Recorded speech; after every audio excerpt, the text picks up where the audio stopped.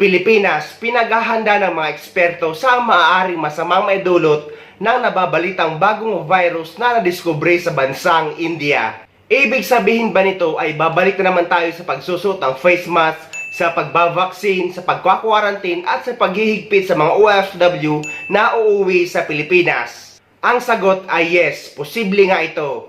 Pero sana ay wag nang umabot pa sa ganun at sana maagapan at wag nang kumalat pa. Dahil hindi ko ma-imagine ang magiging buhay natin kapag bumalik tayo sa mga naranasan natin noong kasagsagan ng COVID-19. Nahirap makauwi lahat ng mga OFW sa bansa natin at napakaraming requirements at kailangan fill upan online. So maraming hindi nakauwi ng mga OFW dahil hindi naman lahat ay marunong online or mag-register sa mga website.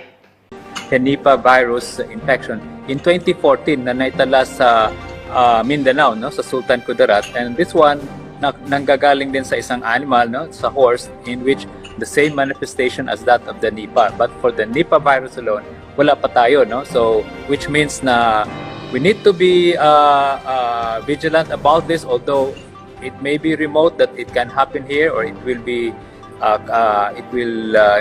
yung mga nakikitang kaso natin sa India makapasok dito sa Pilipinas. But again, kailangan lang natin i-monitor ang mga kaso na to dahil in any country na nandito itong kagaya nitong infection na to, like a tropical country, the Philippines, that will also be a possible scenario.